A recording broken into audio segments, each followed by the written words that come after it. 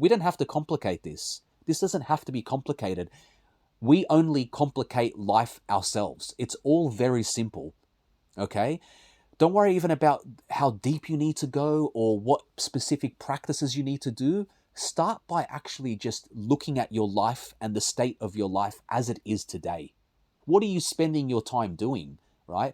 Once you've got to that place and you understand and you've been confronted with how you spend your time and the habits that you actually that are actually in place at the moment that are actually causing you to spend your time in that way, then you can continually go deeper and deeper and deeper, right? But I don't want to really overly complicate things and just go tell people to meditate or journal or do yoga or whatever, because those practices will come to you when they're ready to come to you.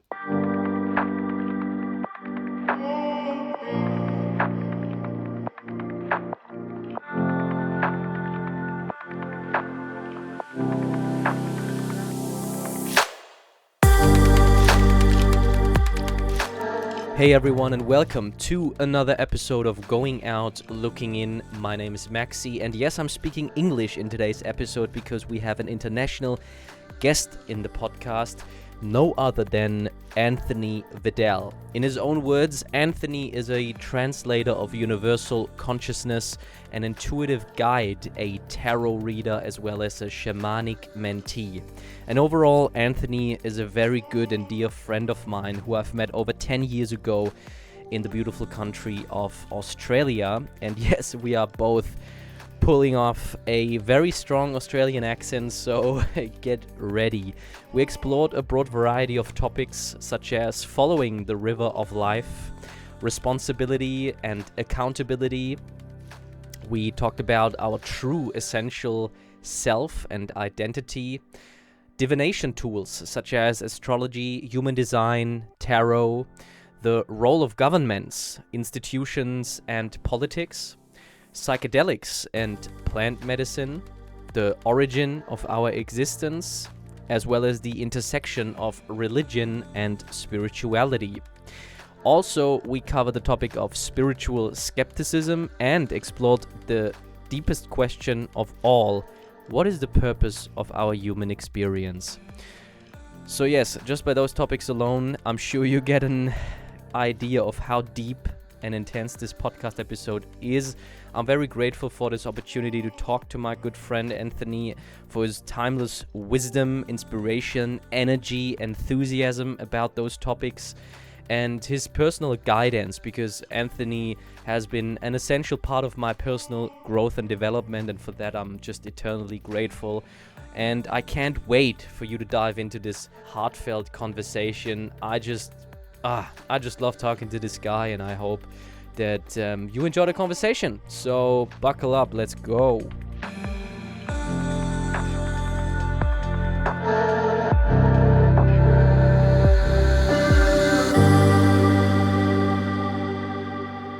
Going out looking in. I love that.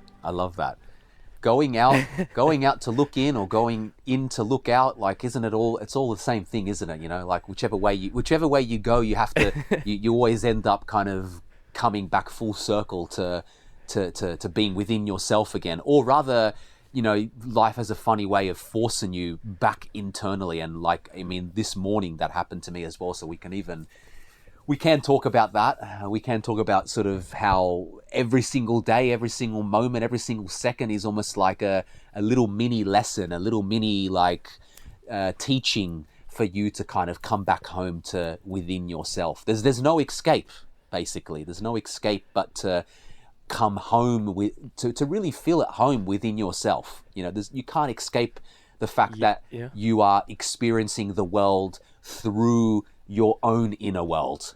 Do you know what I mean? There is no escape from that, even though we try and somehow escape that. No, but like, feel free to jump straight in. Like, I mean, go for it. Look, like, if you, what happened? Yeah, look, you know, it's not even really necessary to get into the details, because the details constantly change, don't they? The details, like, you know me, Maxi, I like to kind of talk about people, places, and circumstances. I say those three words because that pretty much like sums up perfectly the fact that people, places, and circumstances are externally to you, or apparently externally to you. You know what I'm like. I like to kind of think of the external world and the internal world being somehow interconnected, you know. There is no separation between the people, places, and circumstances that otherwise are constantly there to aid you in your evolution as a human being, to aid you in helping you come back home to yourself. So this morning was just another example of a person, place, or circumstance that is always, you know, it really depends how you look at it. You can either look at it one of two ways. You know, you can either look at life kind of bringing you down and destroying you and kind of making things difficult for you or challenging you. You can either feel like you're a victim to the circumstances, to the people, to the situations of your life, or you can feel immense love and gratitude for the fact that those same people, places, and circumstances are in fact aiding in your evolution, aiding in your growth, only providing you, as I always have said to you many, many times, what it is you need, not what it is you want, you know? What it is that that is aiding in your growth, not what you feel you need to stay comfortable or safe and secure, right? So that's what I wanted to kind of just set the tone of this, the start of this conversation, whatever, that this forms pretty much everything that my life personally represents and what I believe everyone's lives around me represent, because we're all on this journey of life together, and we're all on this journey of coming back home to ourselves together. Do you know what I mean? And so this morning was just another example of that, about how at the moment I'm going through, you know, a transition in my life. I'm letting go of a lot of kind of like a lot of versions of myself that kept me playing life really small, kept me really in this really like small, safe, secure bubble, where I was just really just unhappy and disconnected and, you know, really just frustrated because I wasn't really truly living the life that was meant for me. I wasn't really in flow in my life. I was doing things that were safe. I was doing things that, you know, that were just based entirely in keeping me secure, or at least feeling secure, right? In doing the same things over and over again that I believed was what I needed to be doing, whilst ignoring what I actually need to be doing, which, again, funny enough, we always know what that is, but human beings, me included, I'm the king of this, are kings and queens of ignoring what it is we need to be doing in our lives. And then what do we tell ourselves? I don't know, I'm confused, I'm disconnected, I'm afraid, whatever version of that, right? And this morning was just another example of how life is just so incredibly benevolent. Benevolent's the word that keeps coming to me. It's this life and the universe, God, consciousness, whatever you want to call it, is constantly there for you. It constantly loves you. It constantly is trying to aid you, you know. And I it's weird that I talk about it as it's something else, because life and us are the same thing. We're not separate from life, you know. We're not separate from anything, right? However, we kind of in this duality and this world that we live in, we do live in a dualistic kind of world where there are other people, there are other animals, things, there are apparent separate circumstances, but there is also this kind of, it's really difficult to explain, this beautiful oneness, this soup of oneness in which we believe we're separate, that is all kind of like where we're all existing and all living apparently like separate lives, that where there's this kind of like beautiful unfoldingness. You know, I'm probably like going to confuse people that are listening to this, because it's so hard to put this beauty and this harmony and this divine benevolence into words. It's always so difficult. But when you actually feel it, and when you actually see it, those are the only words that can describe it. Benevolence, beauty, gratitude. When you actually can connect with it, and when you're disconnected with it, what do we all feel? Depression, sadness, disconnection, loneliness, isolation, self-hatred, self-anger, self-loathing. These are all just indications of our own disconnection from ourselves and our lives, you know? So I guess I'm kind of fleeting between talking at a very macro level as to what's happening in my life at the moment, and also talking about the fact that this morning, I had a disagreement with my partner, and this morning I had a little sort of situation at home that may have appeared like, oh, why is this happening to me? Oh my God, another, how annoying, I have to deal with this or this and this and this. But actually what I was able to do through my own practices and through my own self-awareness is realize the beauty in all of this disagreement, in all of this conflict, and in all of this, in all of the instability or the unstableness, apparent unstableness of my life as well. So yeah, I guess over the course of however long we speak today, Maxi, like, what I'm saying will make more and more sense as the time goes on. You know what I mean? Because there's a lot going on at the moment in my life, for sure.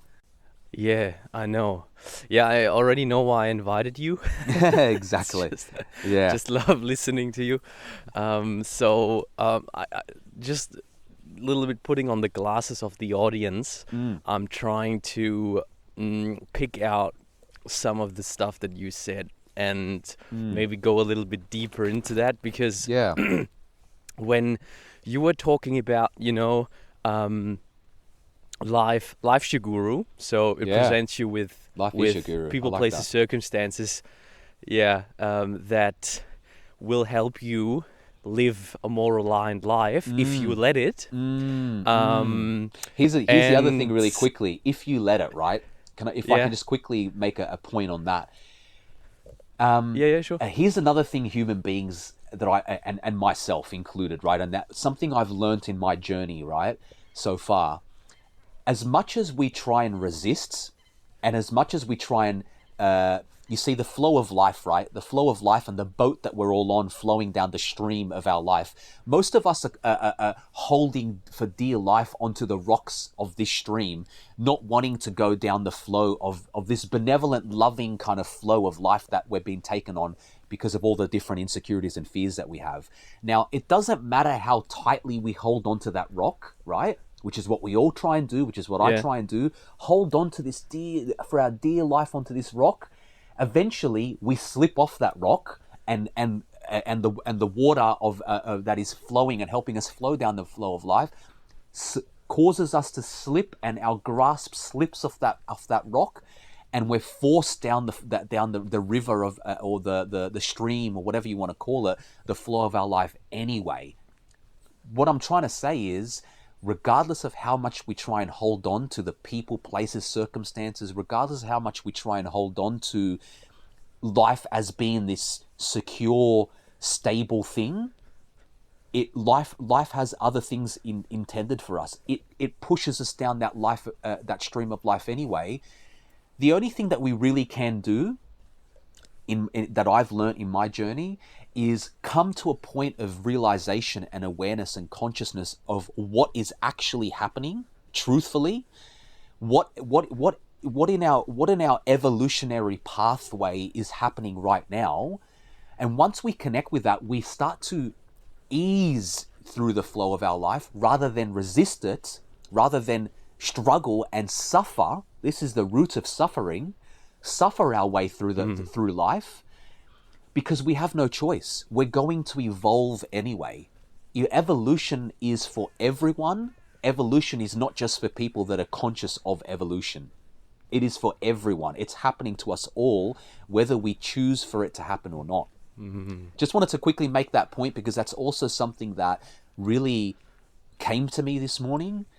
And I'd love to talk a little bit more as to how I came to that place, whenever that happens, because it is something that I would love to share with everyone that listens to this, because we all have ways that we can come to the point of clarity as to what life is actually trying to show us, so that we can step out of this victim mentality, step out of this disconnection from our life, step out of anxiety, depression, sadness, self-disgust, self-loathing, whatever state, lower vibrational state you're in, because you're holding so tightly onto that rock, right? When you can let go consciously, then you automatically step into a place of empowerment, of self-empowerment, of gratitude, of love of self. This is not just, I've got to try and be, I've got to try and self-love, I've got to try and do these things, because that state becomes natural when you're in the flow of your life. When you're not so tightly holding onto that rock, and you let go of that rock, and you get back in your boat, and you just enjoy the flow of life so beautifully, so harmoniously, because then, as you know, Maxi, the synchronicities start showing themselves. You know, they just start appearing out of nowhere, don't they? They're just like, oh, here they are again, because that's the indication when you're in flow. Yeah, I love what you're saying, obviously, and I would just quickly maybe lay down some basics and maybe do some translation here. Yeah. When you're talking about this flow of life versus the rock, or this limiting belief, is it fair to say, is it a proper accurate translation that we are talking about really the essence, the self, the core of who we are really, versus our mind, our lower self, our ego?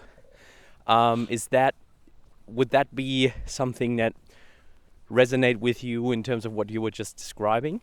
Yeah, look, to put it simply, we're constantly battling only with ourselves, right? Even though, and we can call it whatever we want to call it. We can call it the ego, we can call it the lower self, higher self, we can call it our personality, our persona, whatever it is that you need to, whatever words someone uses to describe disconnection from life and disconnection from who they are, right? Words can be used, whatever words can be used, right? I mean, I like to use the analogy of the row your boat gently down the stream. Even that nursery rhyme, someone who wrote that nursery rhyme knew exactly what was going on. Merrily, merrily, merrily, merrily, life is but a dream. Yes, it is. That is exactly what life is. And we are all supposed to just merrily, and the word merrily as well means happily, because you don't flow through life. Bring me one person that is in flow with their life. Synchronicities are in abundance, and they feel incredibly connected to themselves in life. Bring me one of those people that you find that are angry, disconnected, sad, depressed, lonely. Bring me one person and show me that person, and I'll be very shocked. It's not the case, right? Because again, yes, when you're holding on to that rock, right, that's the kind of way I can describe it, where you've gotten out of your boat and you've almost like lost complete faith that life is actually benevolent and all loving. And when I say life, I mean the universe, God, love, oneness, whatever you want to call it as well. I call it life, right? When you're in the boat and you're moving down that stream, merrily, merrily, merrily, merrily, and the synchronicities are happening, and you're in alignment, you're super happy and in joy and in harmony with yourself and life, then you're in flow. You're not questioning yourself, and you're not questioning anything. As soon as you start to question yourself, as soon as you lose trust in yourself, as soon as you are losing, you're disconnected, put it this way, as soon as you give into any form of fear, that's the simplest way to look at this. You're either in love with yourself and life, or you're in love with fear, right? Put it that way. Because our society is built on either love or fear, right? And we are operating, I mean, a lot of us are operating on a large scale, on a large degree, on on fear. We are basing our decisions on fear. I called it, I would say it's our ego or the mind who tries to protect us from not experiencing certain things, keep us safe, right? Yeah. Whatever that apparently is, and so we are trapped in this sort of fighting to harmony. You can't fight yourself to harmony, right? And this is like a little bit of a conundrum we are in, or some of us, where I'm really seeing like we are asking the mind, our ego, based on the input we gave it, the data we were able to accumulate throughout our lives, right? It came in through our senses. It was made, our experience, life experience, as we call it, Yeah. And so people, when they're like getting older, 50, 60 or something, they're like, yeah, this kind of stuff never works, it never did for me, and my experience says and shows that thing doesn't work, so I'm not gonna change anything. So you basically base your life on the input that it was given to you, which is statistically absolutely insignificant, right? I mean, if you look at it from that point, how many moments are going on right now that you are experiencing, the one in front of you? Yeah. How many moments are going on outside of you that are not happening right in front of you? I don't know, like a trillion, zillion, billion, I don't know, infinite, So you can only rely and come back to the data that you were able to process.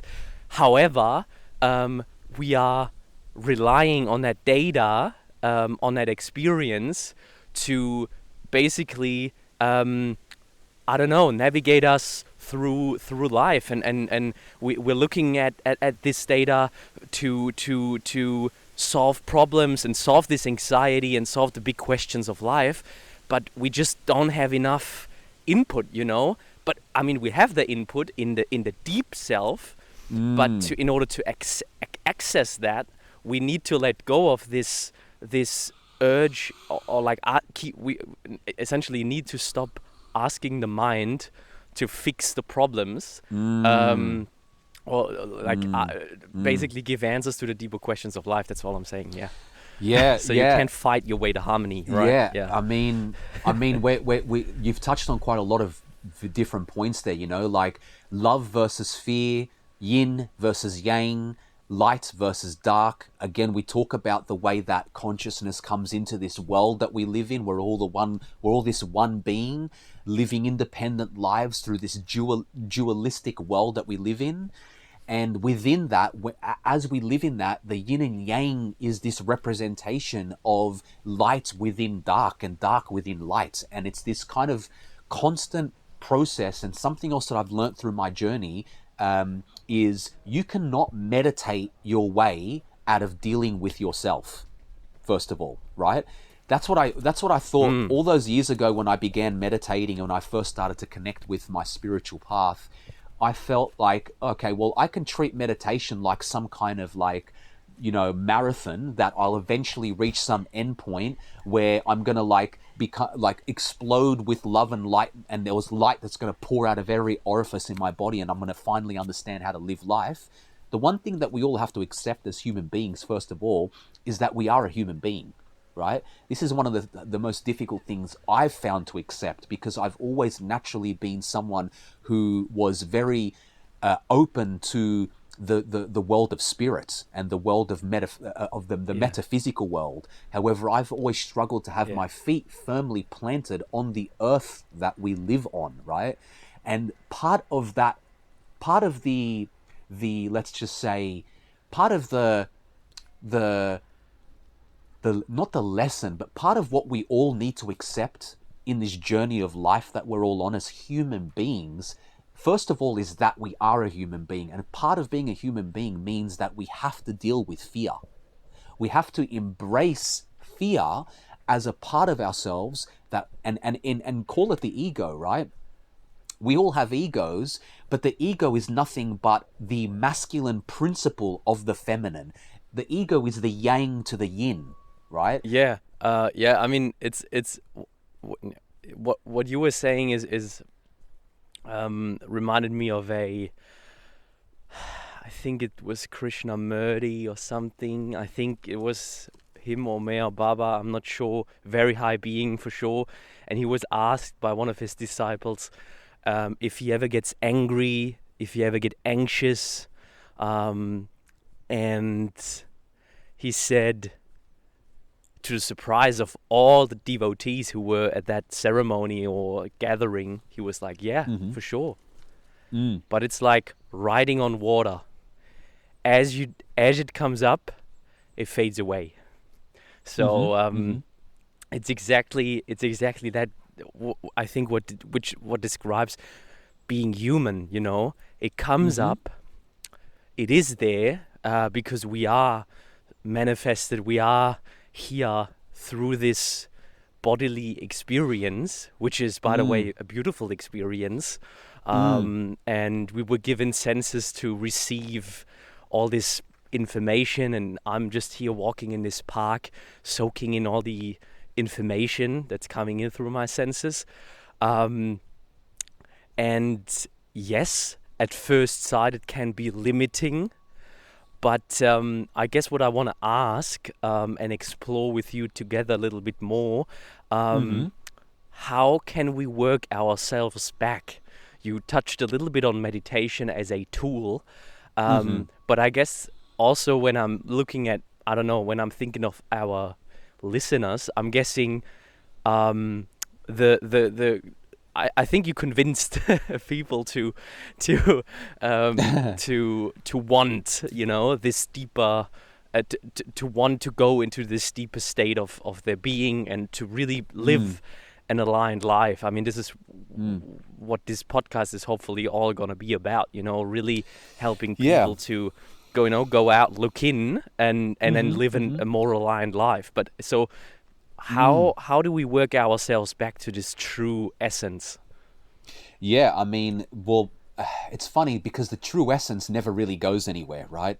It's always there. Who you really are and is always there. We believe we have to use things to kind of come back to it. Well, there's no escaping from it, first of all. You know, there's no escaping from yourself, which is why, first of all, I wanted to quickly touch on, again, another human obsession of ourselves is distraction, right?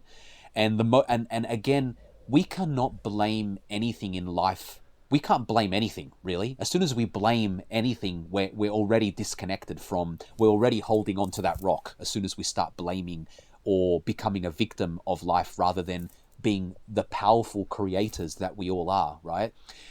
So, I mean, the one thing that we all have to be really grateful for in 2022, unlike our ancestors, well, actually, you know, our most recent ancestors, let's talk about the generation and maybe a couple of generations before us, because the indigenous population, you know, it's funny, we're all kind of like now seeking the medicines from the indigenous communities of the world, the plant medicines, the psychedelic medicines, the indigenous way of living. Now the Western world's really turning its attention to the Eastern philosophies, to the indigenous philosophies, because those were truly the philosophies that were truly connected to the natural cycles of life, to nature, to the world, to Earth, you know. And we're all turning that way again because our Western life is just filled with disconnection and filled with distraction, or at least the way that our culture in the West really educates us is it gives us a lot of different forms of distraction, right? So first of all, you know, at the most simplest level, you know, assess your life right now. Don't worry about meditation. Don't worry about yoga. Don't worry about kind of going out there and doing things too complicated. You can start right now. You can be like, how do I currently spend my day, 24 hours of my life? You know, because we all have the same 24 hours, right? We can bring to that 24 hours whatever we choose to bring to it, right? I've recently done this for myself, and I'm not sitting here and talking right now as I'm like someone that has my 24 hours of my day perfected. It needs a hell of a lot of work at the moment, right? But what's useful is I've recently just gone and said, okay, well, how do I spend my 24 hours? I spend 8 hours sleeping, I spend another few hours parenting and supporting my partner whenever she needs help. And then I was like, hey, what do I do with the other 8 hours? I spend time on the internet. I spend time watching Netflix. I spend time talking to friends, visiting family. But where in those 8 hours am I actually working towards my dreams? Actually working towards the life I really truly want for myself? Or spending, where in those 8 hours am I spending actually doing things that are aligned with my highest self, with my highest good, with my aligned life? It was really confronting to learn that actually hardly any time that I spend in my average 24-hour period was dedicated to that. And now I'm someone as well that has recently been made redundant as well and is no longer working an 8-hour day. But if you think about the average person who's working a 9 to 5, they may spend 8 hours sleeping, 8 hours working a job, maybe 2 hours of travel time. And also if they're a parent parenting, they're the types of people that really need to utilize the free time they have available to work towards doing things like meditating, whatever it is that they feel that they need, maybe doing some reflecting exercises, journaling, doing whatever is necessary to start to actually take responsibility and bring some form of conscious awareness to what it is they're doing with their lives. We don't have to complicate this. This doesn't have to be complicated.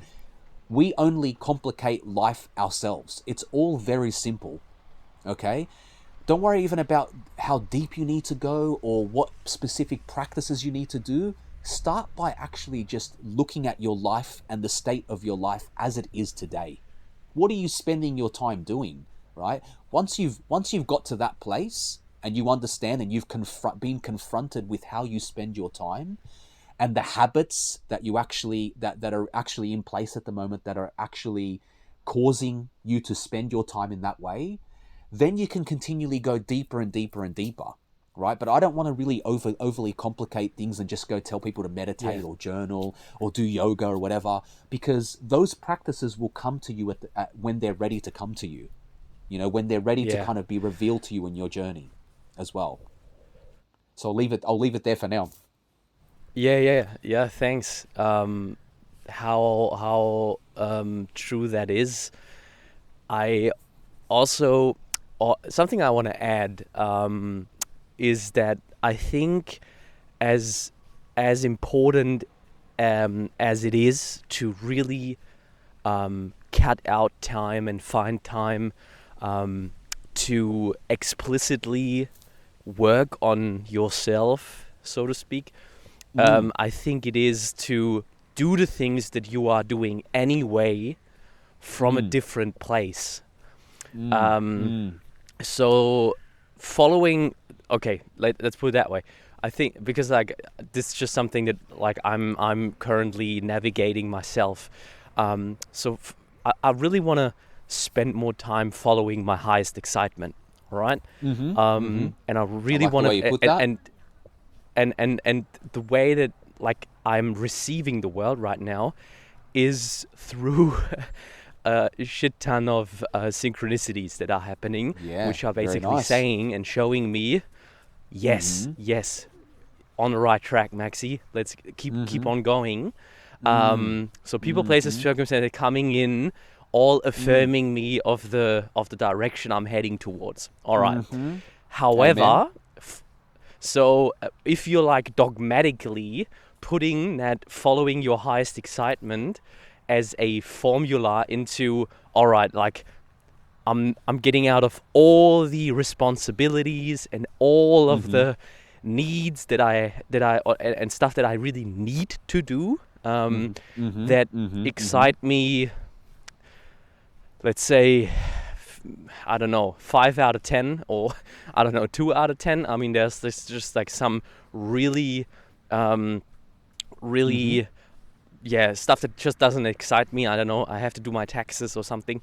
How you can still then decide how you're gonna do that, and use that as corny as that sounds, as a spiritual practice.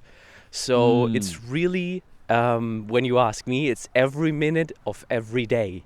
It is rising yourself, liberating yourself from yourself, and how, no matter how trivial and how mundane you think the task you are doing is, everything is a potential opportunity to liberate yourself from yourself.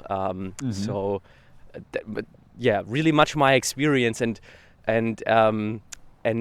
funny enough, you'll see that all of this sort of quote unquote simple stuff is actually can be like the hardest things, man, to surrender to. Absolutely. Absolutely. Yeah, I mean, we would all be living our most perfect aligned lives filled with love and synchronicity, and connection and abundance and fulfillment if it was easy, right? But we didn't come. Human beings didn't come to Earth. We didn't come to Earth, however it is you believe you came here, to live a comfortable, safe, secure, easy life. You know, even though the culture of the West is exactly that, is to sit in front of the TV and to watch Netflix, to go on your phone, to distract yourselves with the video games or drugs, alcohol, sex, nightclubs, whatever it is that you use to distract yourself, right? Whatever your vices are, right? This is not what we came here to do. We came to bask in the wonderful abundance and beauty of our and enjoy the pleasure of our senses without getting also trapped in the sensual experience, which is something I know very well. I've spent majority of my life, you know, finding difficulty with disconnecting from sensual pleasure, from the desires of my senses, right? But deep down in the soul that we all inhabit within us all, you know, is the fire that is looking to either be lit or a fire looking to be burning again, you know, which is why we all already know what it is we need for ourselves.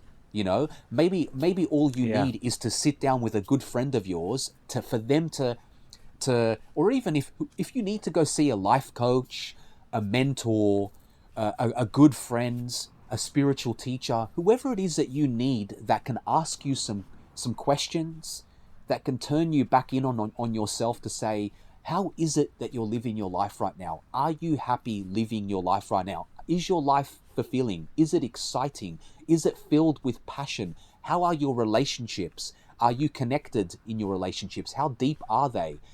You know, are you doing something you're in love with? Are you passionate about what you're doing? Do you feel like you are in service to the world? Or you are complete in service to yourself? You know, these are some really simple questions, but powerful questions that people can ask themselves. I mean, how lucky are we that we are living in this time and space right now where we have access to the absolute all of human knowledge from the palm of our hands. We can create anything we truly desire. We can connect with the world in a second. But before we connect to the world in a second, we've got to connect with ourselves first. Because we do it in the opposite. We do it the opposite way. We go and I'm the king of this. I speak about this from personal experience. Everything I speak to you about today, I speak about from personal experience. My pain is your gain, is what I like to say. You know, and often it's not my own. Like it's not my own gain, even though I'm working very hard to make my pain my gain now, instead of using it against me. But I really come on this podcast today to help inspire all the listeners to start to take responsibility and accountability for their own lives. And you don't do that by ignoring yourself, disconnecting from yourself, procrastinating, because inherently there's nothing wrong with the mobile phone. There's nothing wrong with eating delicious chocolate or food. There's nothing wrong with Netflix, Facebook, social media, your relationships. There's nothing wrong with money. Nothing wrong with money. There's nothing wrong with anything. It's your relationship to all of it. It's your relationship to all of it. Exactly. You know? And I'm sure you understand exactly what I'm saying. Yeah. For sure, man. I mean, deeply resonating with me. Nothing has built-in meaning. We give it the meaning, and so The we world are is really the inherently, creators of our lives. Like, yeah, I mean, yeah, the world like is like is so much. inherently neutral. Earth and the world around us, I like the way you said, we impose our own thoughts and feelings on a neutral world. People, places, and Yes, circumstances exactly. around us don't have life, don't have meaning without the meaning we impose and we express on the neutral world around us, right? Even though in Yeah, victim yeah. consciousness, where we are disconnecting ourselves from the world, we believe that people, places, and circumstances are against us, but only because we give it that power, because we cannot operate in the world today and have never been able to do so with from a place where the world's disconnected from us. We give the world meaning. Everything comes from within us. Everything, right? And this is the thing that I mean, look at art. Look at art. Yeah. I don't know. Sorry. I don't mean. I don't know. Like Monet or I don't know, some Van Gogh or something like a painting, right? Ask 10 people. Each one of them will feel different about the painting. It's not the painting, exactly, you know. It's the exactly. person. It's you giving this thing meaning, you know. And so yeah, it just like there's no built-in meaning into anything. So that's also right what you were saying earlier, like it's just like the world's your oyster. Every situation is a possibility to look at it and give it the meaning it has, you know. Doing taxes is just it's just a thing in the world. It's just unfolding in front of you. So what do you make out of this? And this is your spiritual practice. That is it already. It's not like sitting in a cave and I don't know, like singing mantras or something like that. It's be in the world, but not of it. You know, really be here now. Don't, Yeah, yes, be in the world and not yeah. of it. You know, Jesus, I am not someone that's really read the Bible, and I probably will never read the Bible in its entirety because I don't connect with the way in which it's written. But I really understand the Bible deeply, if you know what I mean. I understand that the Bible and all spiritual texts I know it very well, man. are talking Yeah. about the same thing. What we're talking about now is what's written in the Bible, but we're talking about it in 2022 language, right? In the modern English language, right? That's why the Bible Yeah. and the other sacred texts are sacred, because they're timeless. They talk about timeless spiritual principles for living an abundant life in love with yourself and life. This is what Jesus were teaching, Buddha, all of the spiritual teachers, what we're talking about right now. Everything that you find in the spiritual community is regurgitated and recycled so that it actually makes sense to the whole world, because it's all about what resonates with you and what doesn't resonate with you. But it's the same message, baby. Be in the world as a human, but you're not of the world as the being that gives the human being life. You know what I mean? So, but yeah, absolutely. Like, it's, again, keep it simple, stupid. The KISS principle. Like, start with yourself. Don't overcomplicate it. You know, see that you need to start taking some form of responsibility for your life. And I really believe anyway that where I've seen life heading and the world heading right now, even though we look around us and we think of the world kind of like crumbling to pieces, the war that's going on, the petrol prices rising, the cost of living crisis, all of these things, the economic situation in Europe and around the world, the currencies around the world kind of like losing its power, the rise of kind of digital currencies. Like, the world is massively undergoing a complete transformation, right? Yeah. because it is constantly undergoing change and transformation, but it's really now apparent in front of our eyes how much is actually changing. Now, if we go back to what we were talking about at the beginning of this, we don't have a choice. even like we'd like to believe we have a choice of how hard we want to hold on to that rock. Life is benevolently, and I say benevolently because it is all loving, right? God is all loving, love is all loving, life is all loving, whatever way you want to put it, gently guiding you down, merrily down the stream of life. As the world changes, it requires you to evolve as well, so that you can continually be the person you've come here to be, or the being you've come here to be. And the more tightly you hold onto that rock, the more harder you're just going to make your journey for yourself. Because life is going to require you to evolve in order to keep up with the change and the evolution that the world is currently going through as well. Yeah, I had a very interesting conversation around this because I'm completely, like, I see it the same way. I feel the frequencies shifting, changing.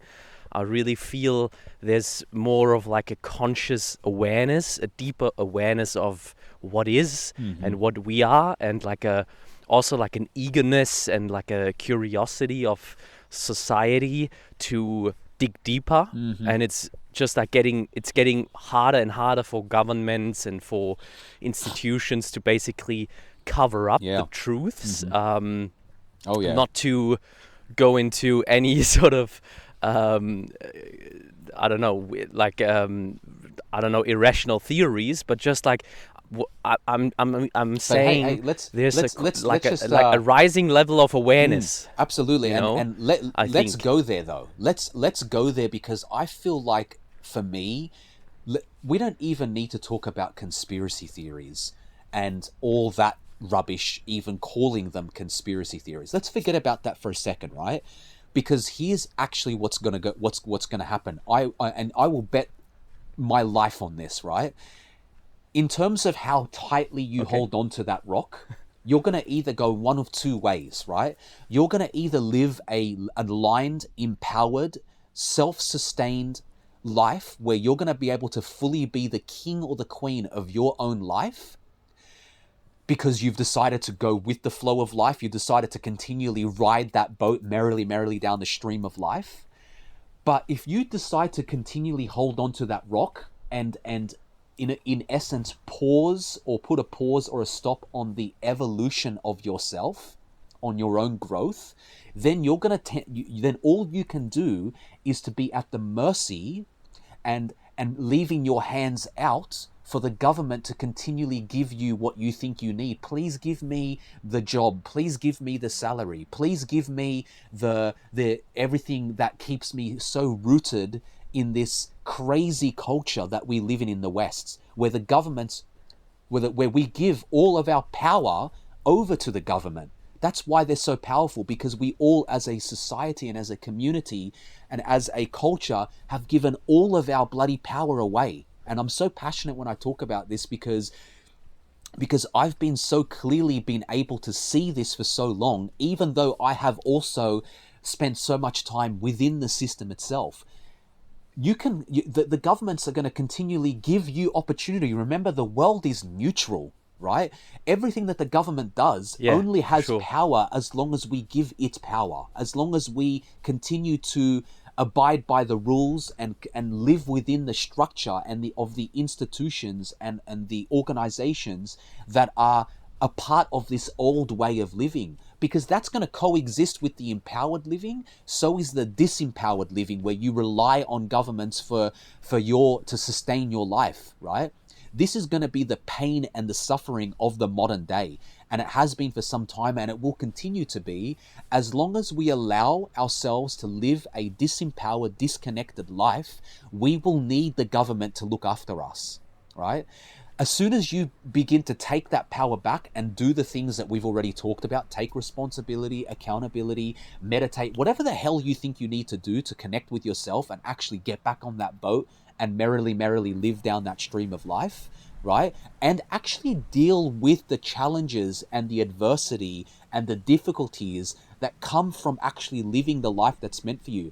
That may mean you don't get that big fancy house and that comfortable couch and that warm house and that salary, that money coming in all the time that you think is what you need in life. You may not get that straight away. But guess what you do get? Synchronicity, love, joy, fulfillment, connection, just being yourself, really being joyful and in love with yourself. This is what you do get when you actually choose the life that comes with difficulty and stepping outside of your comfort zone. You know, this is the Sorry, go ahead. Like, I mean, I just really wanted to drive that point home, because we should really, really, really talk about the power that we give away to the governments of the world. And then on top of that, after we've given our power away, then we want to complain about the governments. Then we want to complain about the jobs and the salaries. It's fucking crazy, man. Like, it's almost like it's almost like we kick ourselves really in the homemade. gut. It's homemade. We punch ourselves in the gut, and then we punch ourselves again, and we continually do that every time we give our power away to the governments, and every time we entertain victim consciousness. Oh, look, I can't believe they did this, they did that, they did this. Forget about all of that waste of energy. Focus on yourself. Focus on creating the life that you know you want to live for yourself first, right? Because if you do that first, you're not going to ever be worried about what the government is doing and what all those people that are in government are doing, because that way of life is broken and it's expiring, because this new empowered life of the empowered individual, for all of those metaphysical listeners out there, those astrologers out there, the dawning of the age of Aquarius is upon us, right? And the dawning in the age of Aquarius is asking for us to step into our sorry, I was going to swear and I was going to be really crass. My fire's lit within me, but it's like, this message really needs to be driven home. Don't blame anyone else but yourself. Don't give your power away to anything else. Give it to yourself. Do you know what I mean? Like, it's time. It's 2022 now, and the tools, the information, the education has been available to us for many years now, right? And for thousands of years. Thousands of years. It's been here all the Bible. It's been here all the time. All the way. Yeah. Those indigenous people that we're destroying their homes for, those poor indigenous people that that were living on the land and that were connected to the land, that we as the Western European settlement started to go in there with our disconnected Western ideals, our obsession with technology. You know, look at the mistake and the damage that we've done that we now need to repair. I know. It's tragic, it's heartbreaking, and it's just a very clear demonstration of like you said, the disconnection of and the state of being, and the lower awareness of the people and societies at the time. Mm-hmm. Still around, obviously. You know, with still wars going on and stuff, where it's really like, haven't learned so much, have we? But we did. Like I said, you know, I think also there's really you know, you gotta die to be reborn again. Every moment of every day. That's Christ. Every moment of every day do we need to go through that cycle of death and rebirth. Every single moment of every day do we need to accept the cycle of death and rebirth. Because like we were talking about before, remember we were talking about the subconscious mind and fear as it's constantly arising. Whenever we get the subconscious response of safety, security, fear, whatever it is, insecurity, we have the choice to give our energy and attention and disempower ourselves to that. But we can be loving because it's trying to keep us safe and secure, or we choose love, or we choose empowerment and rebirth ourselves again and again and again, because this is a constant process of evolution, right? Easier said than done, of course. This is all easier said than done. Yeah. So I would actually be like something that has been on my mind all the way throughout the conversation now has been like I get it, and I also I'm resonating with that. Like, people always want to have a manual. They want to have a step step-to-step guide, like what do I need to do, step 1 to 5, in order to live an aligned life. And I think it's there's people, places, and institutions and stuff who may do that. I look at it the same way I think you do, which is really it looks different for everyone. And so I think it starts with an intention. I want to free myself. I want to liberate myself. I just no longer want to be, disconnected. I don't want to be controlled by external, by the external factors and out of the world. So your path may look very different. But however, I would be very curious to explore a little bit your personal path, to be honest, and because frankly, we never explicitly talked about that. Wow. And unbelievable. So yeah, I know it is. I also don't want to say it's like necessary for our connection, because we are connected. However, I'm genuinely curious to find out, like, how did that start? Which sort of different pillars came into that, and maybe would also be a segue into the topic of psychedelics, which I also wanted to still touch on, as well as tarot and astrology. But I leave it up to you where and how you want to basically start and end on this. I mean, look, again, as you said, everyone's journey is different, right? And however it is we wake up to ourselves, however it is that we wake up to, I don't even like to call it a spiritual path anymore, because life is a spiritual path that we're all on. It's just basically, I agree. When is it in our life that we wake up to that? Because it's going to happen at some point. We all are maturing, and when I say maturing, I just mean becoming more aware of life and our place in it and who we really are. That is the waking up that I'm talking about. I'm not talking about enlightenment. I don't like the word enlightenment. I believe we are all enlightened, but we're just unaware of it. We're already who we really are. We're already the one consciousness, the one love, that we are already. It's just, again, it's this waking up. It's this opening of our eyes to the fact that life is a continual unfolding and opening of our true essence of who we are on the inside in the world. This is alignment. Alignment is inside and outside are in harmony, right? But obviously in between inside and outside being in harmony, there is constant death and rebirth. That is fear and love, light and dark, yin and yang.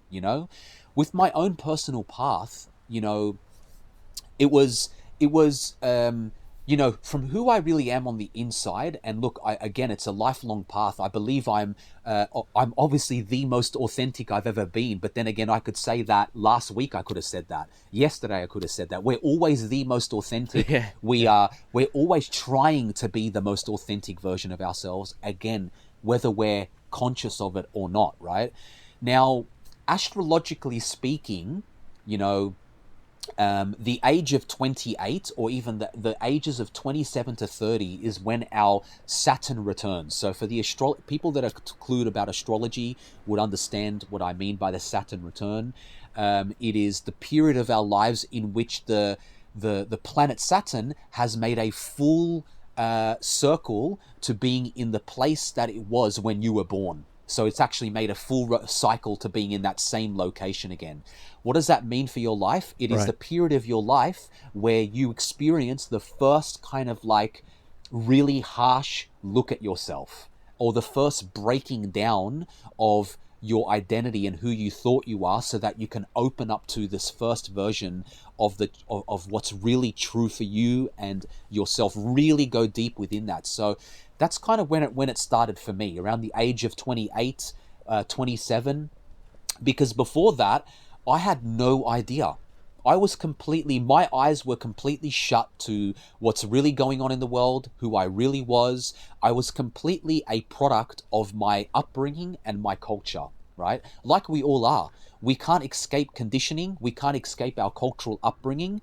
But let me tell you, we all emerge as something that is completely different, or completely who we really are. We're always having to deal with ourselves, who we really are on the inside, and then obviously all of the layers of our own cultural conditioning that we have to work through, right?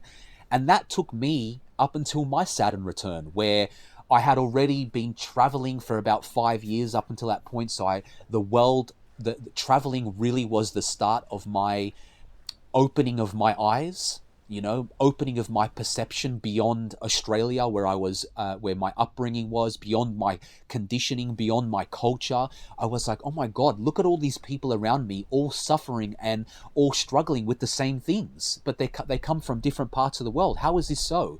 That was like the first layer of my onion, right? So I traveled between the ages of like 22 till 27, 28, where yes, you said the word, I had my first dose of the beautiful chemical that is LSD, and it really opened everything. It opened the floodgates, because I was introduced to life beyond cultural conditioning thanks to LSD. And I'll never forget it was at a music festival that I took my first dose, and a guy who was probably really high on a whole bunch of other stuff, but he was high on the good juice as well. Like, he was just really happy, and he came to me and he said, "Oh my God, are you about to do your first dose of LSD?" He goes, "You're gonna quit your job on Monday." And I'll never forget that. I'll never forget those words, because Yeah. whatever happened to me during that dose, I did, from that point onwards, I was like, what am I doing with my life? What have I been doing up until this point with my life? Like, LSD opened myself up. Terence McKenna, listen to him. He'll explain what I'm saying far more eloquently than I can talk about it. But psychedelics have their way of breaking apart the cultural conditioning of what we think the world is about and who we think we are. It breaks that to pieces, right? And that's why ever since my first dose, that was 7 years ago now, I'm 35 now, I am completely the opposite of who I was at 27, because I've been able to now enter this conscious path. That's all it's done for me, is bring awareness and consciousness, open my eyes to the spiritual path that we're all on in life. For me, plant medicine, psychedelics, meditation has played a big role. I've participated in a Vipassana retreat for 10 days that also opened my eyes even more. But mainly it has been psychedelics and plant medicines, and that now the pathway of shamanism that is helping me go deeper and deeper into myself, so that I can stay on that boat in life. Tarot now has played a huge role, which I'm happy to talk about even further, and it forms part of the work I now do with people in terms of being an intuitive guide, and helping others that have their eyes slightly more closed than I do to open their eyes slightly more. That's really what it's all about. So yeah, I mean, I can go into a far more detail, but we'd probably need 7 hours to go into the details of my spiritual pathway up until now, No, man, I love it. I love the enthusiasm. I love the, I didn't know that it was 2017, you said? Or 16 or something, like 7 years ago. 7 years ago, yeah. Yeah. So, that'd be 2015, and where you started, this journey. And I mean, for me, that experience, for example, is yet to come. It's happening already, Maxi.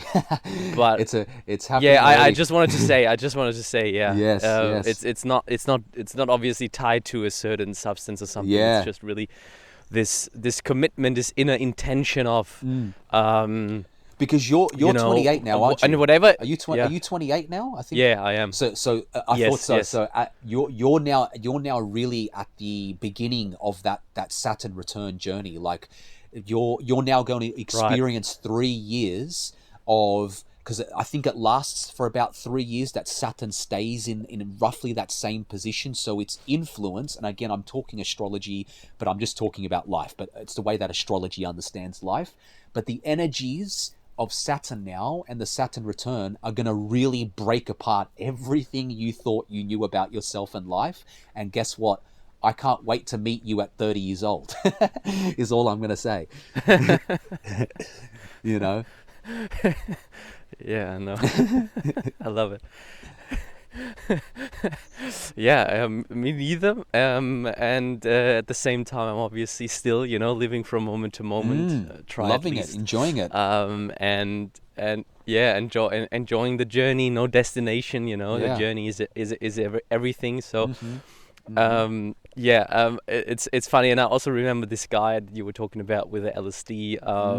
You're gonna quit your job on Monday. It's funny, yeah, because and what does that show us? It just shows us that we are consciously or not very conscious in our day-to-day, in our upbringing, in our in the conditioning that we are all growing up in.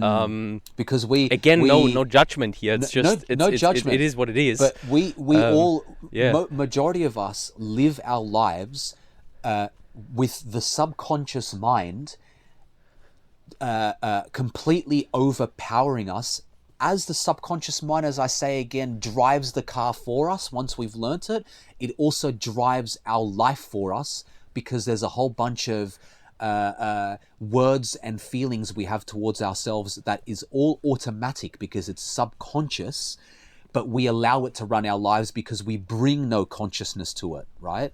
So, and very simply, I'll give everyone a very simple practice as to how to do this, right? Because it doesn't take a monk to know how to do this, right? Whenever you move through your day, your day-to-day existence, right? Remember, the world is neutral. Nothing the world does to you can have any impact to you, but the impact that it does have is that it brings stuff up internally, subconsciously. Stuff comes up, thoughts and feelings arise in reaction, because it's automatic, subconsciously it's automatic to what is happening, because it's related to, as you were saying before, Maxi, to the experiences that we have all within us from life up until that point in time. But again, we have the opportunity to listen to and react, or we can respond consciously by noticing, hang on a second, why is this particular situation in my life making me feel so awful? Instead of carrying out the awful behavior, we can stop and be like, hang on a second, I'm feeling really angry or feeling really resentful or really sad right now.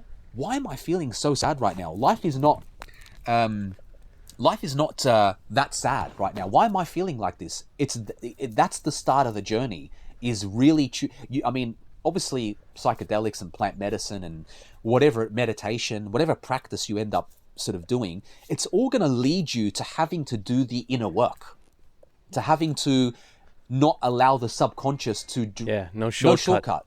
And that's another thing that people think. You go into the jungles of Peru, and blessed are the people there that give you the beautiful brew of ayahuasca or whatever as an example. It's not going to do the work for you. You're not going to go sip the brew and then your life's going to be automatically changed. That's what most people think these days. Psychedelics and plant medicine are opening the doors of consciousness for you, and then you've got to do the work. Do you know what I mean? Yeah, I mean that. Yeah, I know what you mean. Obviously, that's ties into what we've discussed earlier. It's really this like, tell me what I gotta do. I don't really want to change something. I just want to take a pill. Yeah. And carry on like I did before. But please, my life should change in its entirety, please. Let me take the magic pill. There's no magic pill, guys. Whoever's listening to this, There's no magic pill. There's no spiritual practice. There's no amount of traveling. There's no amount of chocolate that you can eat that's going to make you feel better enough to do whatever you need to do in life. You're still going to need to take responsibility. That's why we come back to the essence of this. Everyone needs to take responsibility and accountability for everything they think and feel. Everything. There is no escaping any thought or feeling you have. You need to take complete responsibility for all of it. Regardless of how you get there, that's the message. Take accountability and responsibility. Any other form of spiritual practice is just a tool to help you do that. And maybe do it even better than you can on your own. Can you elaborate, not maybe for 7 hours, as you, Hey, if everyone's got 7 hours, I can talk for 7 hours. Maybe we got to record a few episodes together, which I'm sure we will. I mean, maybe we just split up the episodes or whatever. I'm not gonna interrupt the flow. So, no, what I would be a little bit more curious about is your recent endeavors, spiritual endeavors. What excites you? What are you digging into right now? Why are you digging into this kind of stuff right now? How has it helped you? And where are you going from here? Yeah, look, I mean, that could probably tie in quite perfectly to how I work with myself, and then obviously the work I do with myself and on myself also leads to the work I do with others, you know? So I don't really meditate anymore. You know, I've gone through a period of introspection with meditation, which has helped me develop the space. That's all it does. Meditation has helped me develop the space between thoughts and feelings and myself. It started the opening of the eyes, right? But I don't really feel the need to have my eyes open through meditation anymore, even though every now and again I may drop into a meditation, but it's not my primary tool. My primary tools at the moment, I'm developing a deep relationship with tarot as my main tool, and also and also plant medicine and psychedelics, which again, these are both lifelong journeys. But I guess I'll talk a little bit about tarot, because at the moment it's my deepest practice, is this kind of like practice of connecting with my intuition through tarot. A beautiful practice, by the way, that I aim to bring to the world with such immense clarity, because I also want to change the minds of people that they think they need to go see a tarot reader. Everyone is their own tarot reader. Whether you use cards or you don't, we're all here to connect with our own intuition by ourselves. The cards, however, are a very, very good ally for doing that, are a very, very good tool for constantly presenting ourselves the exact accountability and responsibility we need to be taking then and there when you do the reading. It will tell you exactly what you need to do intuitively, so that you can listen to your intuition, get out and get out of your head, stop being a victim, stop giving your power away to anything else. It's going to tell you how to do that. Whether you like the messages or not, it's going to tell you, right? Doesn't matter how much you want to continue to ignore the messages, it's going to present you the messages that life have for you, or that of whatever's going on in your internal world, so you cannot ignore it any longer. This is the practice of tarot. Here's the messages. Here's what you've been ignoring. Now go and take those messages and integrate them into your life. That's what psychedelics do for you as well. Yeah. Plant medicine for me and psychedelics do the exact same thing. Whatever mushroom, LSD, ayahuasca, whichever one you're taking, it's going to tell you and give you the messages that you've been ignoring. It's going to present you your intuition that is always there, that we constantly ignore. At the end of the day, this is what this episode is about. How do you live in alignment? How do you live in harmony with yourself? How do you live in love with yourself and in life, right? For me, I now have the wonderful practice of tarot. And for anyone that's interested, I'm sure that, you know, we can have a chat after, you know, my details are on Instagram. You have various ways you can reach me. For sure, yeah. Reach out to Maxi, he can put you in touch with me. And I can show you how you can live in alignment 100% of the time, not 99%, 100% of the time, because you can pull a card out every single day and show yourself the message that you've been ignoring that day. Or you can pull out a message to tell you what is it that you've been ignoring this week? What messages do you need this week to help you connect back in with your intuition, to show you what it is that you need in order to get back on the boat? Because that's what tarot does. Tarot for me is the easy ticket. As soon as you pull a card, it's almost like you've got one leg hanging out of the boat of that's flowing you down the stream of life. It just helps you put that leg back into the boat very easily. Or if you're that kind of person that's dearly holding on for life onto that rock, you can do a tarot reading, and it can help you take one arm off the rock. It may not help you take all of yourself off the rock, but then do another reading and it will help you take all of it. Do another reading and it will help you get in the boat. And in order to stay in the boat and stay in the flow, you continue doing readings, constantly doing readings, so that, because let me tell you something, it doesn't matter how aligned someone is, or matter how many practices they have. We are all at the mercy of our subconscious mind. We are all at the mercy of fear, and we can fleet between being super conscious and being a victim from moment to moment. We can go from being super aligned to super disconnected from one day to the next. So we require something that constantly keeps us grounded and in tune and on that boat. And for me, that's tarot. And for me, it's very, very easy now for me to continually do that for myself. And I aim to help other people use a tool like tarot so that they can stay in the boat of their own lives, so they can stay in the stream of their own lives. I'm also working with psychedelics. How do you... Sorry, go ahead. Go ahead. Sorry, one quick question regarding tarot before we move on. How do you... some part of me is interested in this. How do you explain...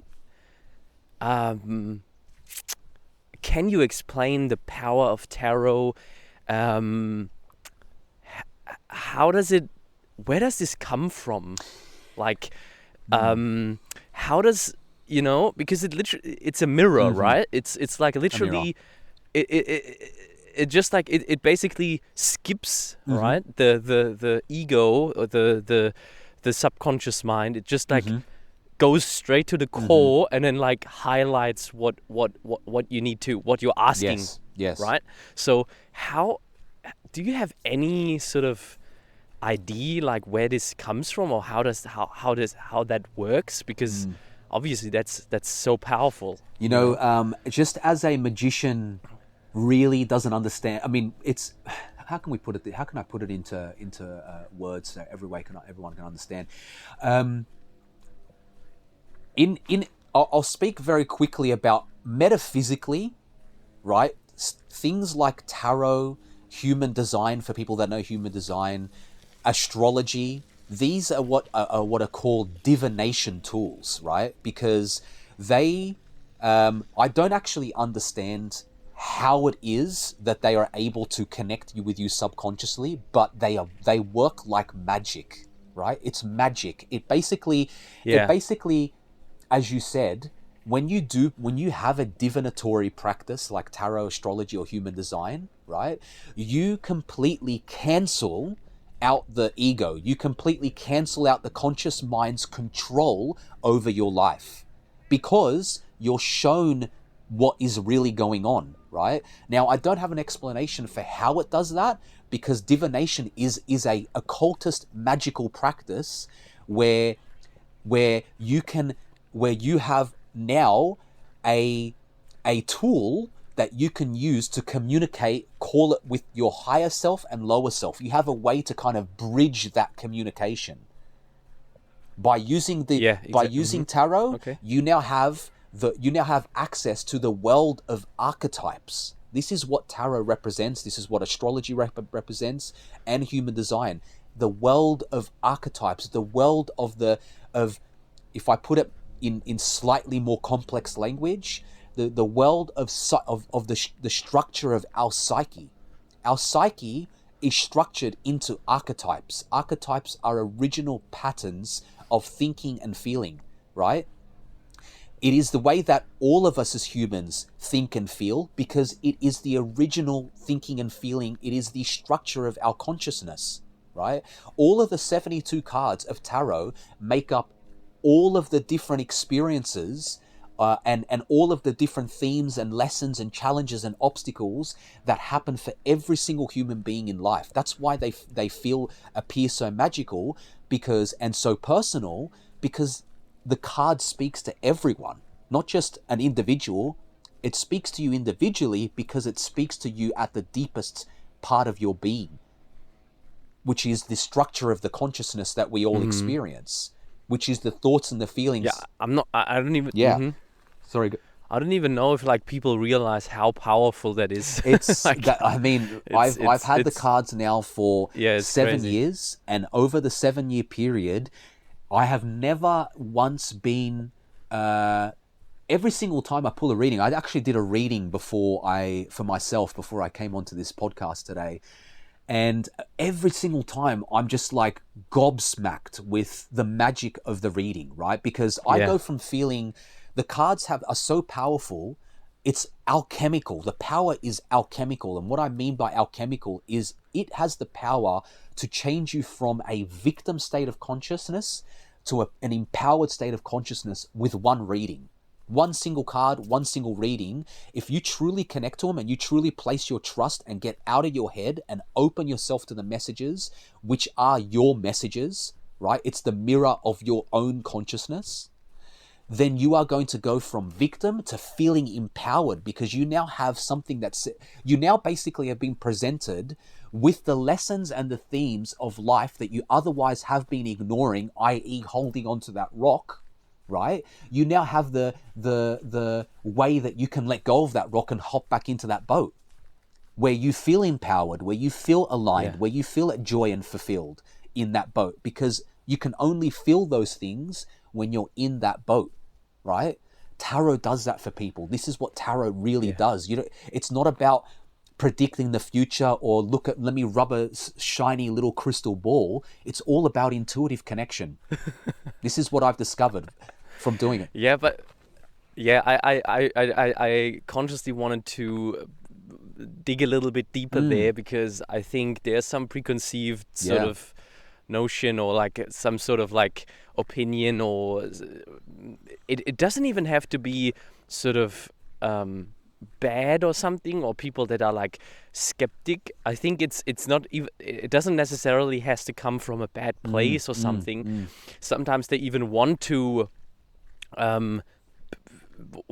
open themselves to it, but they literally cannot wrap their head around it. And so I just what I want to say is I'm someone who really struggled in the beginning a couple of years ago to be receptive towards stuff like that.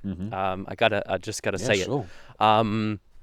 However, at the end of the day, it just comes down to, in my case, how big is the suffering, how big is the pain, and you reach a point, at least, like I said, I can only speak from my personal experience, where I was just like, no matter what, I'm gonna be opening myself up to things that I, with my, which I later found out, very limited mind can understand, and I'm opening up and surrendering to this like beautiful oyster of which, there's so many beautiful tools and divination tools and spirituality.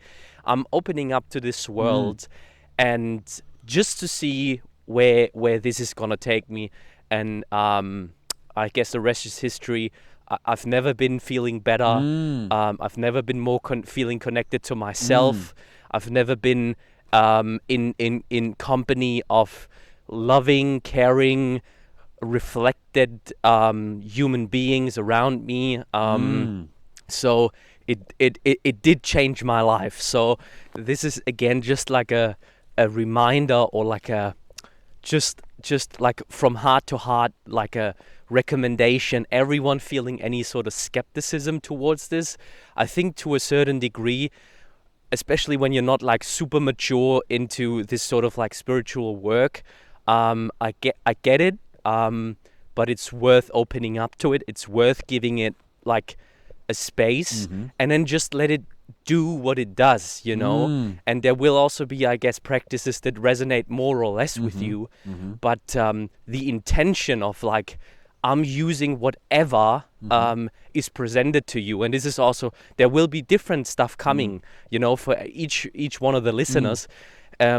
Something, a different tool will be present at the time, So whichever tool that is, just open yourself up to it, allow it to come in, and at least give it a chance to change your life, because I guess, from mine, and as well as from your experience, I think it's fair to say that it can be life changing. It will be life changing. That's the 150% promise that I give anyone who opens it, and beautifully said, by the way, because by the way, we all need to open ourselves up to something, and to more, and be more open to the world. Because again, as we said in the beginning of this episode, the universe, life, God, whatever you want to call it, is benevolent. It is all loving, right? Everything that is coming into your life is there to support your evolution and growth, right? So if you are allowing skepticism, if tarot is, if you feel really resonant by listening to this, perfect. Then go ahead and contact me, or go buy a deck and go see somewhere else. I don't actually care, right? Do what you please if you're feeling resonance. However, if you're feeling skepticism and disconnection, then also still go out and buy a deck and see me or see someone else. It should be the same response, right? Whether you're feeling resonance or not. Because the guarantee is, on the other side of the closure that you feel and the openness that you feel, is a pot of gold. It's a pot of gold, because we're not sitting here, you and I, Maxi, today, wasting our breath and our energy for people to remain in skepticism. And again, yes, of course, the tools that are showing themselves, the people, places, and circumstances that are showing themselves in your life, pay attention to that. Because if you're listening to this episode right now, and especially if you're an hour and a half into this episode right now, clearly you are highly ready to be doing something. Clearly you are hugely resonant with what we're both talking about today, because there is no coincidences, there is no accidents. You're meant to be here. You're meant to be listening to this right now. But however, listening is not enough. Taking action on what you feel you need to do, which is all that tarot reveals to you. It just gives you the map of what you need to do, right? Which is otherwise clouded from all of the disconnection and all of the fear and insecurity that we conjure up within ourselves, because we're allowing, like you said again, our minds to lead, not our hearts. Again, this is the spiritual practice. Essentially, do we choose the path of the heart, or do we choose the path of fear? Either way, we've got no choice. Because Exactly. the longer you choose the path of fear, the more suffering you're going to self-create for yourself. Coming from a person who's the king of doing that, who's the king has spent years and years struggling with this. I'm not coming from a place of like I'm in any perfect place, but I understand now what life is about, and I have tools and support and people around me to help guide me as well on this journey, because we're all each other's guides, teachers, helpers. There's no such thing as one guru that you need to go see. We're all each other's gurus. Life is a guru, and life is a journey, of course. It is, and like the Buddhists say, like once you mature and once you grow, what's the foundation of Buddhism is compassion. You develop a level of compassion towards all other human beings and people around you, to a level that was not known to you before, because you're just like, of course I'm getting where you're at, like, because I've been there. I grew out of it, and I'm wishing from the bottom of my heart that this suffering, also, very, very basic Buddhist philosophy and groundstone, I want that this suffering is ending, So at the end of the day, like you said, it's obviously, if people are feeling skepticism, well, okay, let them feel skepticism, and at the end of the day, it's just like, okay, then continue going on with what obviously brought you to a place of suffering, or just open yourself up to something else. Here's the funny thing about skepticism, really quickly, right? Skepticism is disconnection. Yeah. Right? Skepticism is just your way of like, oh, I don't really know about that, but the thing is showing itself in your life, right? Synchronicity becomes available to those who are open and courageous and are connected with the benevolence of life, right? All we do to ourselves is slow our own progress and our own evolution down by holding tightly onto that rock.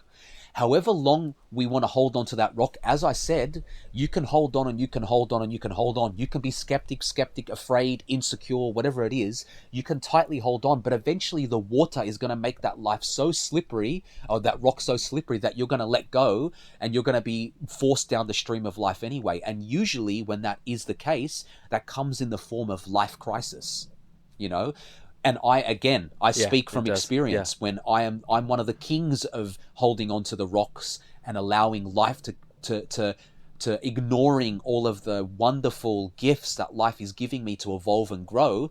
I instead want to hold on to the rock, but eventually my hands slip and a life crisis happens, and that's when we're, instead of being in the boat, if I have to give another analogy of a life crisis, we're now kind of like we're not sitting comfortably in the boat going down the stream of life. We're now kind of being tossed and turned through the water. And that's the kind of analogy for life crisis, isn't it? Where you're going down the flow of life, but everything's like, oh my God, going crazy, and everything's chaotic, and oh my God. But you're still benevolently being treated with so much love from life, because after you get back in that boat, you're back in love with yourself, you're back in love with life. You find out what the whole point of all of this pain and suffering was to begin with. Yeah. Amen, man. Oh man, so nice. Yeah. So nice talking to you. We still have the topic of LSD coming up. Yep. I was hearing that you were about to go into that. So go ahead, man. I mean, look, it's another tool. It's another tool, and psychedelics and plant medicines have become the new popular spiritual tool, if I can put it that way, in this day and age, right? If you think to about 15 years ago, meditation was the woo-woo weird thing, right? We as human beings, especially with the way that spirituality now is becoming mainstream, we have this very funny way of being, remember, skeptical. Like, we talk about skeptical.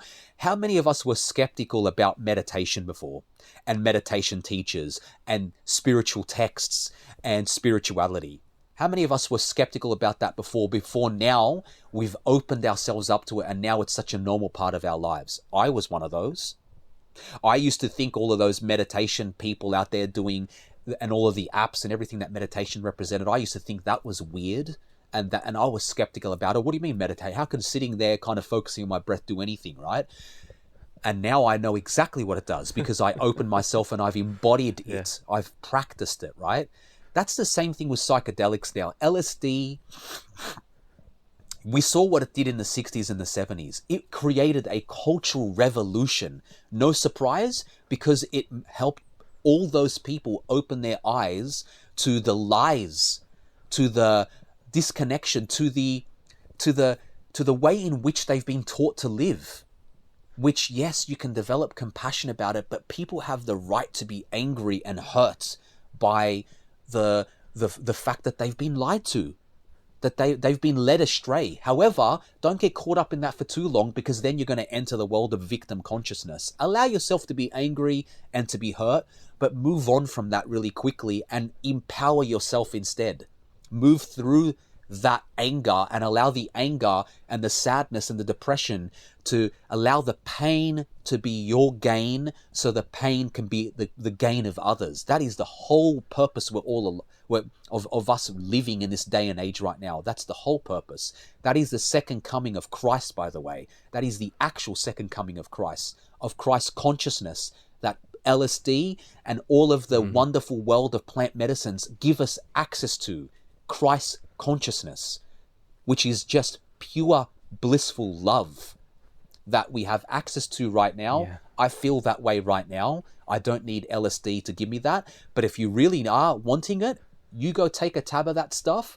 It's going to give you Christ consciousness for a very short period of time. And then guess what you're going to have to deal with? Yeah. You're going to have to deal with yourself anyway after the Christ consciousness has left.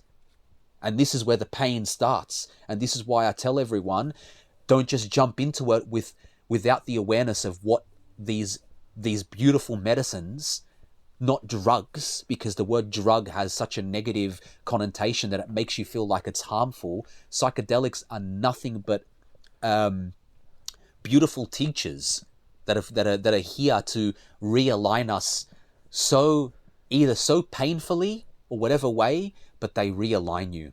You know what I mean? And LSD and mushrooms and whatever are just another tool to do that, you know? So I have nothing but respect and reverence for all of the world of psychedelia, you know? And it's going to be part of my own work as well as I begin to embody more of what the teachings of it, and as I begin to be able to serve the world with it later on.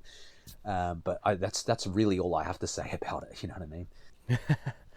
Nah, beautiful, man. In a way that I feel that it yeah, for anyone. In a way that I feel, obviously we can talk more about individual psychedelics and what they do and what they're for, but I feel for the purposes of this particular conversation today, which has naturally evolved to being something of empowerment, self-accountability, self-responsibility, alignment. This is really what we're talking about today.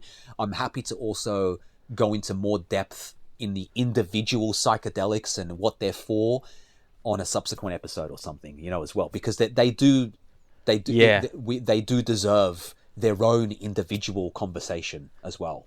No, I would love that.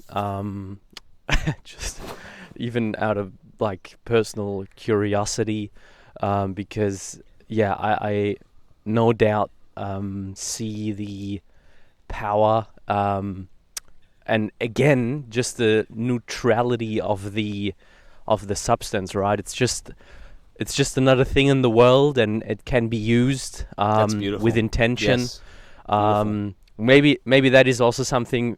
Maybe 1-2 sentences around this. I mean, you just said it beautifully yourself. As you just raised it. You just raised a very beautiful point. With psychedelics in and of themselves are neutral, right? But they're neutral because without the power of intention, which deserves an entire conversation in and of itself as well. I would love to kind of record another conversation with you just on the power of intention, because they are only gonna, when you commune with a psychedelic plant or a chemical, they open the floodgates to Christ consciousness. They open the floodgates to the truth of what's really going on in the world and within yourself. However, they're still there to bring up in you the things that need to be paid attention to, you know, to give you the insights about yourself that you're ignoring again, to help you get off that rock that you're so tightly holding onto and into the boat of the wonderful flow of life again, you know? They're all just trying to do that itself. Yeah. But as you said, they're neutral in and of themselves because they don't know what lessons to teach you. They will teach you the lessons that you need to know, just like tarot does. Everything in life is just showing you what you need to know at this stage in your life for the next minute, for the next hour of lessons, for the next day of evolution. Because we're constantly, forever changing. Life is constantly in a state of flux and continual change, and we can't do anything about that no matter how much we try. because as humans, we're constantly trying to grab onto the rocks as tightly as we can, because we're trying to create a sense of security and comfort in our lives, which is all completely false. Nothing is able to be held onto in life. Nothing. No relationship, no identity. Well, it is nothing. Yeah. Well, I just wanted to say, like, identity, I think it is. I mean, people, I was just like coming up with this example the other day where I was thinking about babies, and I mean, I don't know, like if you were to put a baby in a crib and let it basically be confronted with different parents, so to speak, a different mommy and daddy every day, the kid would, I don't know, it would go crazy, right? Like it wouldn't basically be able to develop some sort of self-concept, grab onto something. This is mommy, this is daddy, this is my home, this is my name, this is, you know. So we and this is also the fall from the garden, to keep, you know, referring back to ancient texts. You know, it's really this, you know, we are the eternal soul, the self, whatever, is coming down to this earth, sucked in like a vacuum, like into this body, and then being confronted with like this outer stuff, you know, these external influences, which then tell us.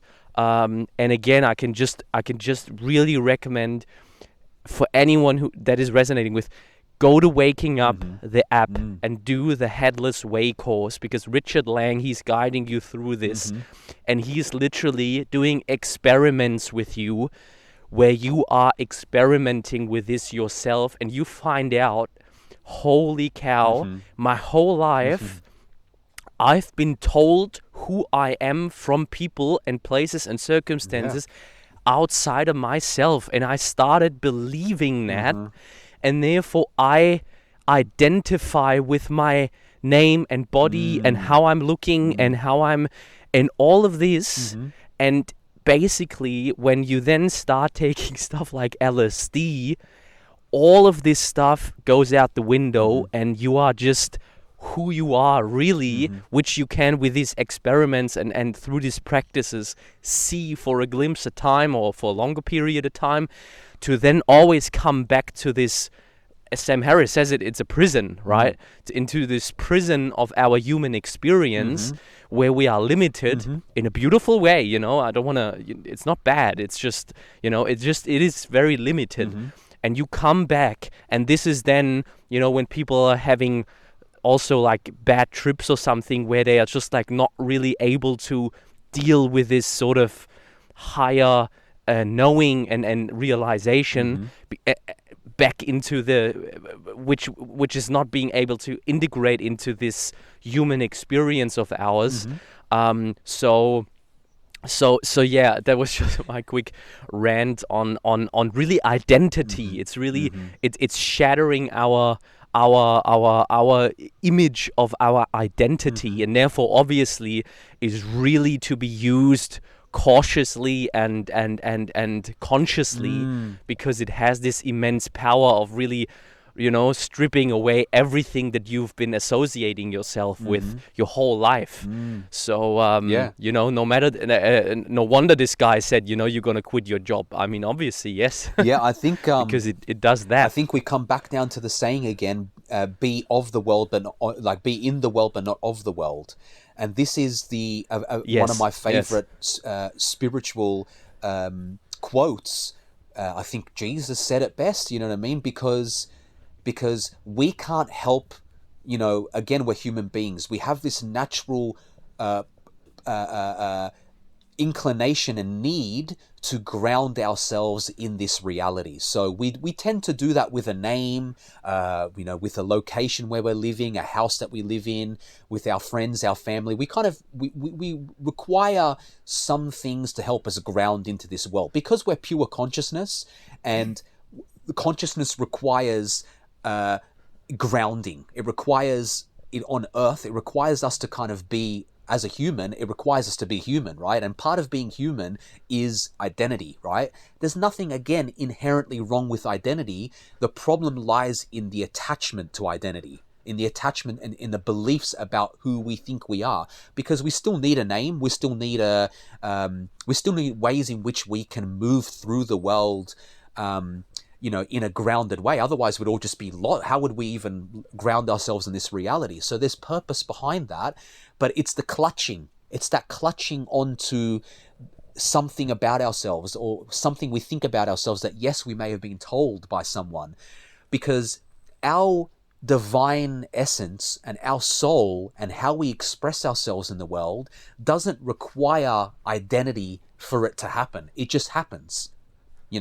Our immense beauty and gifts that we have in the world, they just happen. Now, we may need to identify that with something. I need to call myself an intuitive guide or a tarot reader or a spiritual advisor, whatever, so that people can understand what I do. But I don't have any attachment to any of those things. There's a difference. I don't be like, oh, I'm a spiritual advisor. Look at me, because that's the poison right there, because one day to the next, I could be a spiritual advisor today, and tomorrow, I'm something else. Because that's where life's taking me. And this is the important lesson as well. We do, as you said, babies come into the world. I have a young daughter. She is finding her way, and she refers to herself in the third person. It's really funny witnessing spiritual development in a young human who is referring to themselves now in the third person. She says her name and refers to herself in the third person because she understands, and she's now built the understanding in the mental world that she is a human, and she has these thoughts about herself, and she understands now how she can kind of relate to other people through the natural separation that we all must have in order to function as human beings. However, be in the world but not of the world is kind of what we always need to remind ourselves. That is super powerful, because I don't think people understand how deep this is. We are because we are not born this way. No. I don't think people understand. Really, we learn this. Mm-hmm. We learn to be who we think we are. Yes. It's really, and this is what's happening. Also, really, it's also a part of with your daughter. This is what's such a prime example. Yeah, it's happening with her, but it's also kind of like, I don't know this for sure, right? I don't know this for sure because a lot of people have theories as to the fact that, yes, we may have come here as one of the really strong theories, and I guess it's more than a theory to me because it kind of is pretty obvious in my life, is the fact that we've all come here as souls to learn certain life lessons, because we are evolving as souls, and we are letting go of, we're learning karmic lessons. I mean, that's kind of one way of seeing it. We've got lessons, we need to kind of learn those lessons so that we can let go of who we think we are and actually just be who we are. It kind of seems to be a very common theme as to the reason we're all here on this planet. It's almost like Earth's curriculum. It's the school for souls that are at this certain point in their evolution. Yeah. I guess I wanted to add nothing really to add there. Yeah, it's just it is what it is though. I mean, there's many different ways of seeing that, but I guess the point I'm trying to make is it's almost unavoidable, right? The fact that we have to develop a sense of self so that we can be grounded in a certain identity, because we're not supposed to run away from our identity. We're supposed to build an identity that actually is congruent with who we are on the inside, not be attached to the identity that was given to us. Yeah, and that is for me, this realization, this shift, is when you ask me also the key to and the end to all the suffering, because you deep inside know you are not this shell, you are not this identity, which can in periods of great pain really help, and really sort of create distance between what you think you are experiencing and what is actually going on. Like a really like a I guess really relatable example. You know, I have migraines on a regular basis, and I had another really strong migraine attack the other day, and I was waking up actually from it in the middle of the night. And so I woke up, and I was like, oh God, this is hurting. But so as funny, corny, or whatever that sounds, I was like, who is hurting? Who is feeling this hurt? So it doesn't mean I was then that the pain was away, but it's magical. It's so powerful to have this higher understanding of who you are and who you are not. To say, I'm gonna treat this body. Of course, I got up and got a painkiller and drank something and stuff that I'm doing that helps me. However, I disassociated myself with this thing, which also doesn't do any good. You know, if your toe hurts, don't focus on your toe. I mean, you know, it's just it won't make it better. Yeah. So creating this distance and creating this understanding will help you tremendously with bodily pain, with psychological pain, with emotional pain, because you are in the role of the observer and you create some distance and you really spend more and more time in the seat of yourself, capital S, and in the essence of who you really are, which is this peaceful, quiet, harmonious place of space for the world. You know, there's nothing there. A very relatable example of where I recently really tuned into this, among 1 million different examples that I could show up now and name. But this is what I mean, like work with yourselves, people, work with yourselves. Life's your guru. It's gonna confront you with all sorts of different things. Like Michael Singer says, start with the low-hanging fruit, you know, the stuff that, you know, happens on a daily basis, the weather, the traffic, the queue at the supermarket, you know. This is all stuff. Go back to who you are. And it's just like, I'm experiencing this right now. How interesting. How interesting is this? This guy in front of me drives 5 miles below the speed limit. All right. Yeah. He for sure has its reasons, you know. And if there's a spot where I can overtake, I do. But unless that happens, I'm not gonna, I don't know, be not neurotic about it, you know. So that is just something that I had to think of, and wanted to add. And while talking about very light topics, actually, I'm not sure if I make this a thing, but I think I just want to ask straight out. In your opinion, what is, in your experience, what's the purpose? What's the meaning of this human experience of ours?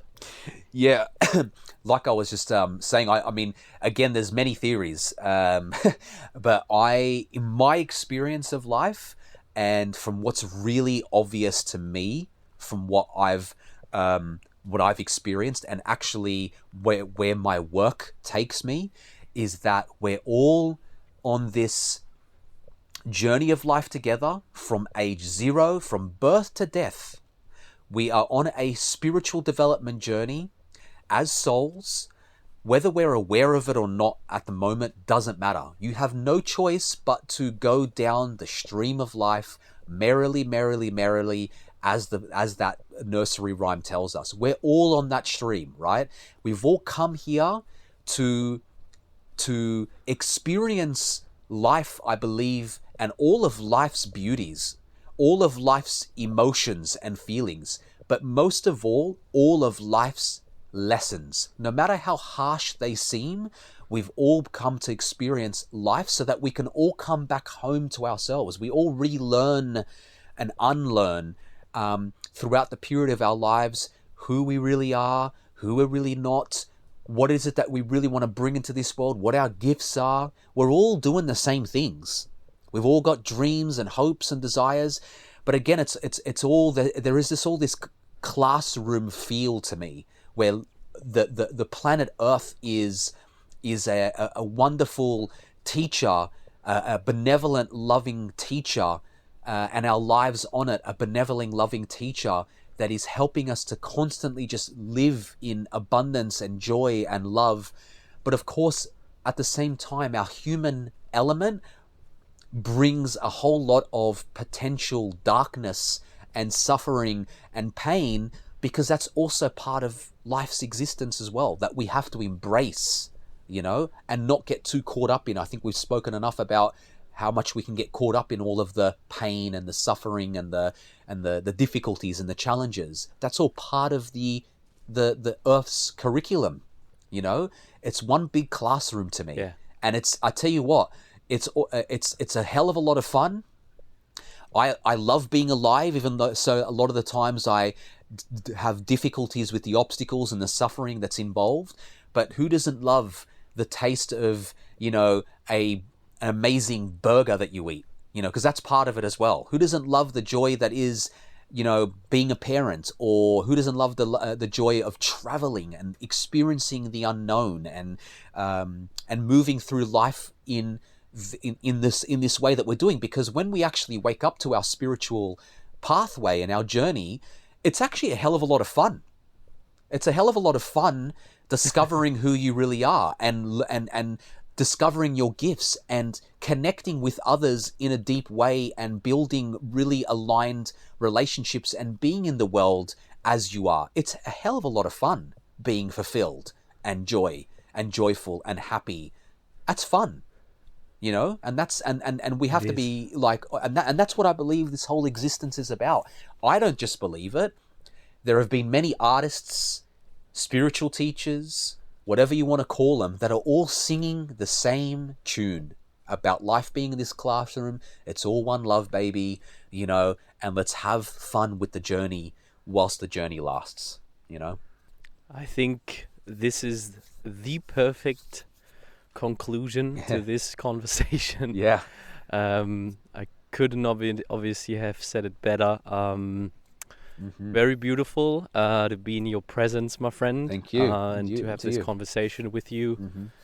And like we were both realizing, there's plenty of stuff, plenty of more stuff to talk about. Which I'm sure of we're gonna explore together, and I can't wait to do so. Yeah, me too. Let's do this again. So yeah, thank you very much, man. It's been a pleasure. Absolute pleasure.